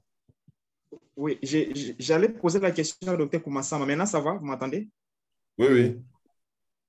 Oui, docteur, j'allais demander, est-ce que vous avez des cas des intolérances aux implants après la chirurgie des scolioses? Bon, c'est-à-dire qu'on dit pas, nous disons pas intolérance aux implants. Peut-être il y a un problème de rejet. Mais la plupart du temps, on se dit que peut-être il y a infection. Alors, s'il y a infection, et là, on peut voir que les implants, ça commence à être c'est loose, comme on dit ça en anglais.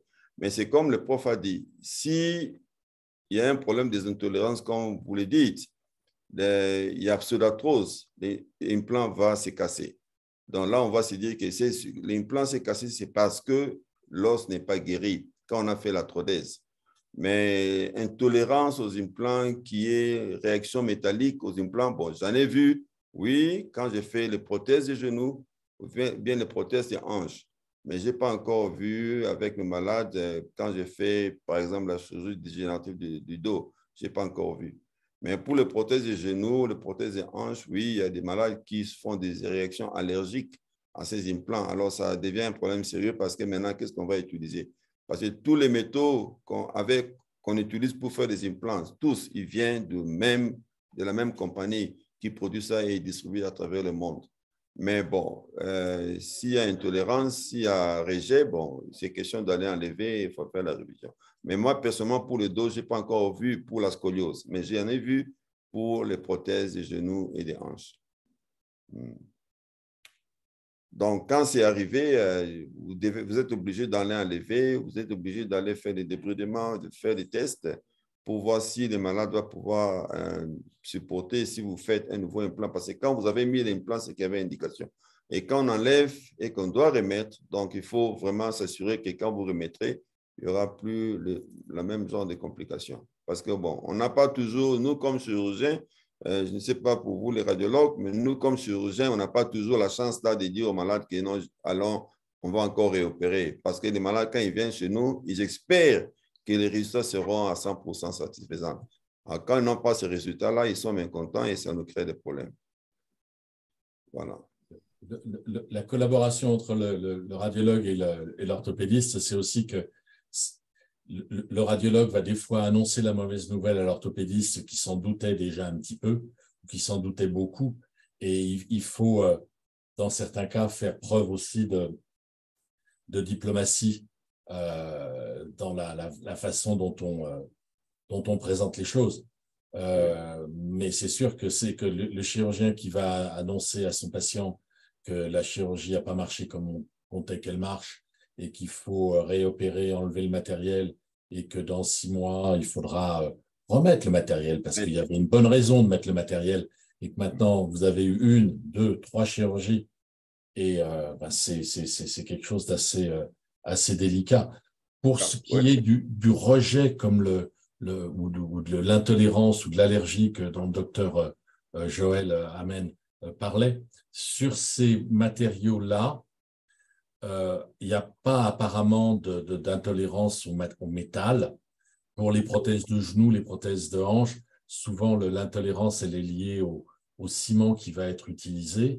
Il n'y a pas de ciment dans ce matériel-là, mais les glissières qui sont employées au niveau de ces têtes de vis-là pour que les tiges puissent coulisser c'est des glissières en téflon et elles peuvent des fois lâcher des microparticules chez le patient et entraîner des complications à distance qui ne sont pas vraiment allergiques, mais qui sont des réactions à corps étranger. Donc, il peut y avoir des fois des réactions à corps étranger localement quand il y a du ciment. C'est rare le ciment pour les scolioses, mais les matériels qui contiennent de l'aluminium ou qui contiennent du téflon peuvent entraîner des fois des réactions à corps étranger à distance. Très bien. Alors, professeur Pierre, avez-vous un mot de la fin? Parce qu'on est au terme de ce... Merci. Et maintenant, là... Non, c'est très gentil de votre part de m'avoir invité 2 fois de suite. Et je vous en suis reconnaissant. J'en suis reconnaissant à Dadi. J'espère que je ne vous aurai pas fait trop de peine en vous racontant ces histoires-là, mais c'est des histoires que j'ai vécues. Et je n'ai jamais appris que la radio que par des histoires de malades. Alors, c'est comme ça que je passe ce que je sais. Docteur Kumasamba, avez-vous un petit mot de la fin? Oui, bon, merci à Dadi pour m'avoir invité sur ces plateformes. Mais je dois dire que j'ai beaucoup appris cette nuit, prof. Donc, vous avez fait un résumé de ce que j'ai appris toute ma vie et vous avez parlé de ça en 1 heure. Ce que je suis en train de lire. Vraiment, merci beaucoup. J'ai beaucoup appris. Docteur Matoussil, avec vos questions et toute l'Assemblée. J'ai été vraiment, c'est très bien, il faut continuer et chercher plutôt à faire aussi qu'il y ait des réunions comme ça, pas seulement entre vous les radiologues, avec les chirurgiens généraux, qu'on fasse ça souvent. Vraiment, merci pour l'invitation. Merci beaucoup. Je dirais merci à vous 3, le professeur Pierre Smith, docteur Kumasamba et à docteur Matousila. pour votre disponibilité. Ça prend 2 heures. Ça doit être très tard en Afrique du Sud. Vous êtes là plus tôt. Et je vais dire merci à l'assistance pour tout le monde qui nous a donné un peu de son temps précieux. Donc là, on se retrouve le lundi prochain. Certainement, moi-même, je vais parler. Je suis en train de douter entre parler de l'imagerie des cancers du cerveau ou de l'imagerie de l'épilepsie. Je vais voir. Je vais faire les FICOFICOFION. Donc, vous aurez les affiches et les intervenants. À lundi prochain. Bye bye. Bye. Merci. Merci. Merci.